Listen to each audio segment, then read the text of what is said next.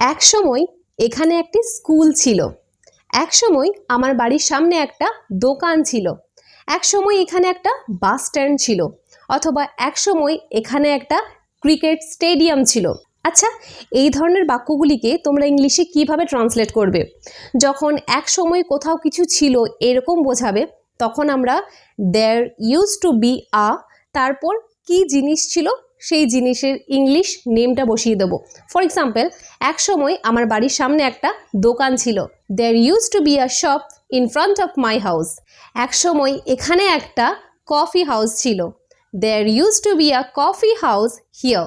এক সময় এখানে একটা বাস স্ট্যান্ড ছিল। There use to be a bus stand here.